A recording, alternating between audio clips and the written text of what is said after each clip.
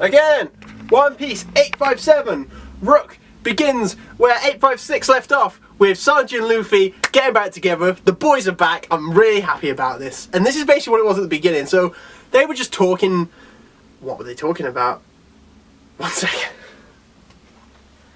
What were they talking about?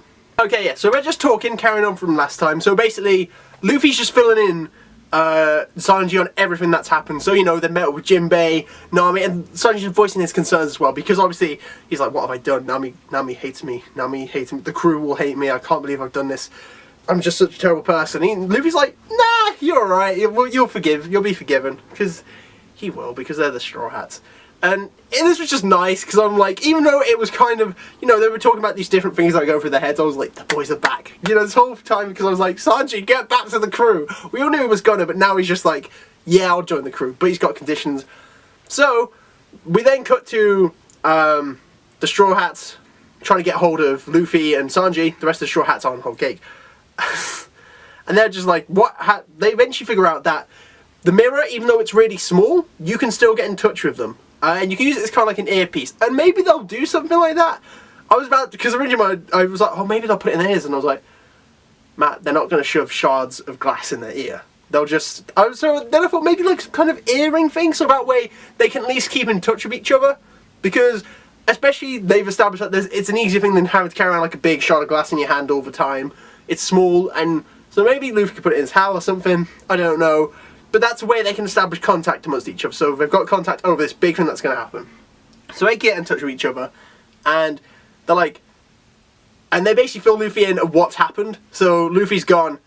So Chopper's like, it's great, Brook got hold of the poneglyph. And Luffy's like, you guys are amazing, well done! And then Chopper, it's like a Chopper echo, I suppose, because you have Chopper first of all. He's like, oh, you bastard, you should have said something that nice. And then she's like, oh, you idiot, stop. And then even Brook's like, oh, you dunderhead, you simpleton. And I was like, oh, they're all so flattered by Luffy. I suppose Luffy, it's not very often Luffy gives out compliments to his crew. I suppose he does. But it's not very often he's like, you're incredible like that, you know? So I suppose it must be nice being told by your captain, hey, you're alright. And they basically fill in everything, and like, so first of all, he's like, is Sanji okay? Sanji Fairy's like, yeah, but he's not joining the crew just yet. We're gonna go, especially Sanji's family, and we're just gonna go wreck Big Mom's party. And to that, everyone's okay. First of all, I was like, oh no, what are they gonna be like? Because everything that's happened, and Nami especially was who I was most concerned about, because obviously she slapped Sanji. She was like, don't ever show your face in front of me again, and everything like that. But everyone was just like, yes! And I was like, okay then, I'm on board with this, let's keep this going, I'm fine with that. So then we learn eventually Nami, she's like, by the way, what you said to me, Sanji, you dropped me into the like darkest depths of fear, I'll never forgive you for that. And he was like, which I don't really blame him for, because he's been in love with Nami for many years. But then she said something really nice and is like, listen, if you don't come back, like, I will drag you back if I have to now. Like, you don't have a choice in this anymore, son. And he was like, is that a marriage proposal? And I was happy because of how bad Sanji's been these past few chapters. And he's acting a bit more like his original Sanji self. I'm like, yes, this is the Sanji I want to see. Like, the love-struck gentleman. I miss this Sanji. The happy Sanji. Because this is what he deserves. He just deserves some happiness. And it's not much. I thought it was like a nice little Sanji Nami moment. Can we talk about One Piece romance? I'd be fine with Sanji and Nami being together at the end. I know a lot of people are like, Luffy and Nami! But Sanji and Nami, I think that would be nice, because he just deserves a nice girl, and so Nami's pretty nice. You know, and he's been after her for so long, just throw him a bone, Nami, just marry the man. That is good. Who do you think Luffy will end up with? Well, maybe I'll talk about that in another episode of something. Something?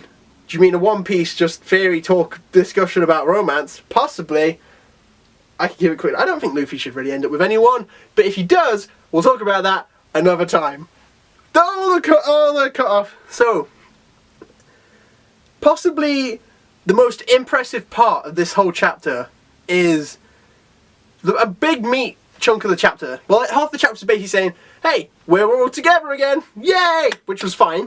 And then the second part was Jinbei basically explaining what Capone is. He's quite an important component to Big Mom's party. Okay, that's nice. Oh, shucks, son. I'm feeling so confident with my new haircut now. So, we basically learn Capone's history more than anything. So we learn in West Blue that the underworld there is controlled by 5 mafia families, and one of them is Capone. And what Capone does, his hobby is, he doesn't seek like growth or expansion or anything. He just takes enough money and possessions. He steals money and possessions. He doesn't attack any of the crew. He just goes to the captain, takes their head as if they're animals. He's described as a man who would watch an animal writhe after cutting its head off and laugh. Chopper was terrified at this fact, obviously because he's a doctor and he's an animal.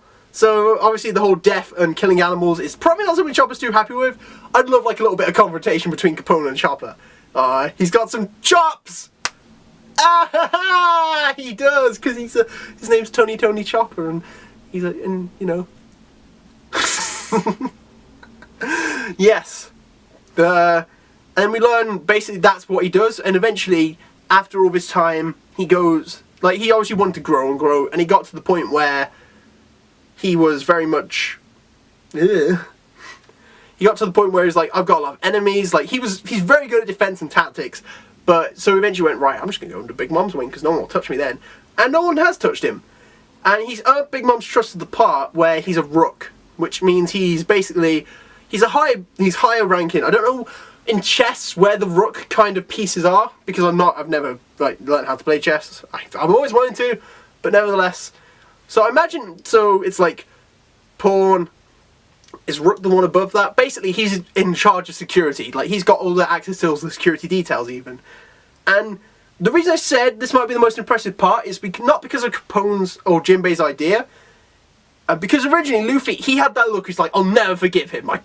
Like after hearing all the stuff he's done, you know, he's just sat back, he's caused chaos, sat back, watched and laughed. You know, a lot of people have been hurt and injured because of him, and Luffy's like, I'll never forgive this man. And then Jinbei's like, whoa, hang on. We've got 5 hours until the tea party starts, and there's 10 of us. That was another great moment as well. When Jinbei's like, we've only got a few hours, and we're up against armies. And he basically said the tea party's going to be even more dangerous than anything before, because not only will the ministers that Big Mom's family have got be there, but various lords of the underworld. And that's, do you think Vaporlu or Wapol, you know, old king of Drum Island, do you think he'll show up to the tea party? That would be pretty interesting, but he's also supposed to show up to the reverie. So maybe, I don't know, depends how many days it is until the reverie in One Piece time. That's a possibility. You know, Abe said, so it's going to be even more dangerous than before. And he's like, there'll be thousands of them, and we've only got 10 of us. And then Brule and Diesel are arguing because, like, whoa, we're not on your side. We want to see you slaughtered. Do you think Big Mom will forgive them? That's a good question. I don't. Probably. Well, mate, it depends. I'm like, yes, but no, but maybe, I don't know. But then we get to the important part, which is Big Mom. Yeah. No, then we get to, also we learn what happened to Peckham's. Just quickly. Peckham's is okay. Basically, Capone was like, Capone offered Peckham's a role. He's like, listen man, you help me. So he's at least fairly trust him. The fact is he didn't really know Peckham's that well, but he was like, I imagine he knew him to some degree, because obviously they both work for Big Mom. But then he was like, hey, I'm going to take Big Mom's head. You work for me. I didn't put that part in as well. Capone's whole plan over this with the security details is he just wants to take Big Mom's head. And I don't know what his plans are after that, but he'd be making a mess of a whole place. I mean, because then you'd have the Vinsmokes and you'd have... Yeah, the Vinsmokes wouldn't be happy with him. Neither would any of Big Mom's family. Personally, I don't think he's going to take Big Mom's head. It's Big Mom, you know. I don't know who will take down Big Mom. Luffy won't. Or none of the Straw Hats, I believe. I don't think he's at a level yet where he can take down Big Mom. He's not at Yonko level yet. Because they've hyped up the Yonkos for so long, I'd be a bit disappointed. Because he can only take down one of the he's very strong, but I don't know the difference between a commander of a Yonko compared to a Yonko itself. Because Luffy's strong enough to take down Cracker. Whoever we put that Cracker down, son. Hey.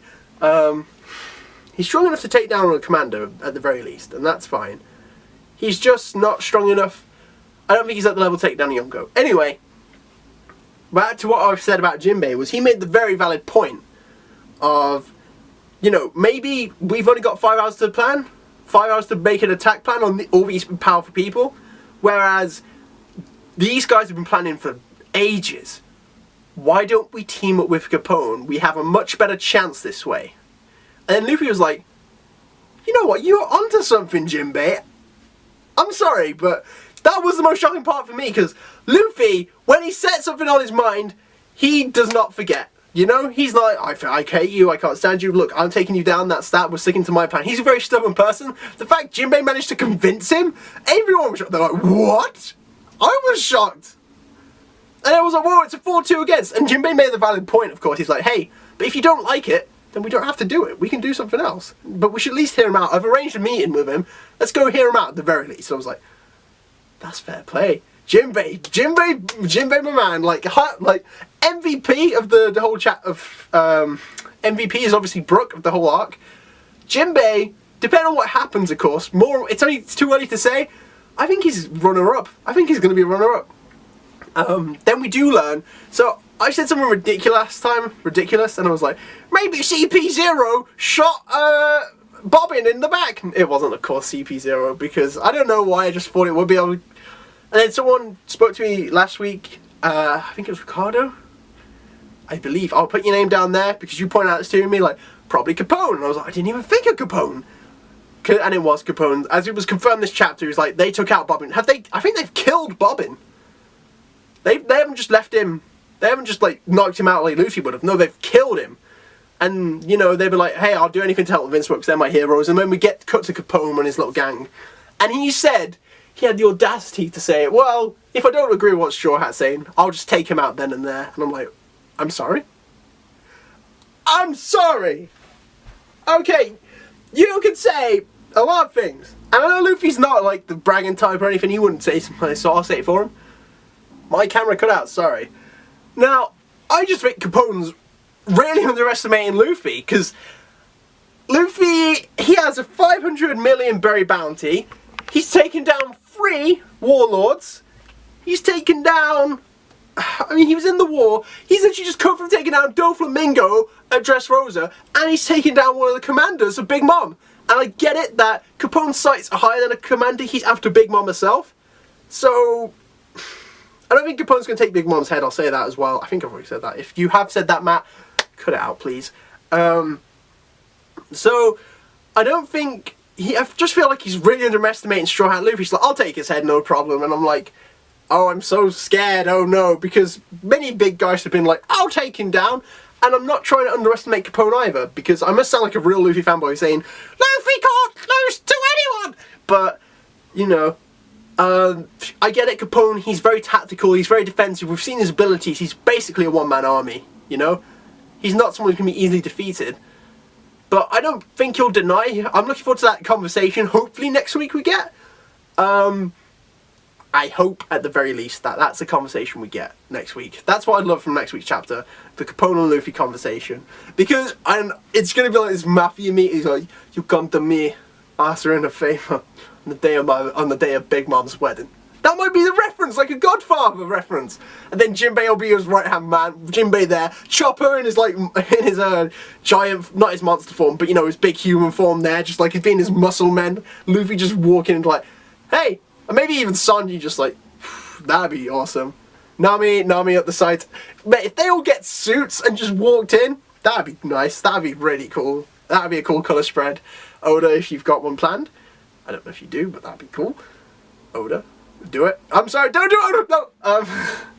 But yeah, this was an intriguing chapter of One Piece. I haven't said that before, mainly because it was talking, and we just learned a bit more this was more, hey, you want to learn about this, Supernova? Here he is! And it was interesting to learn about Capone, the kind of person he actually is. But yeah, makes it a good chapter of One Piece. If you want to talk about it, just comment below. That's what we always do. I'm up for talking. Cool? Thank you!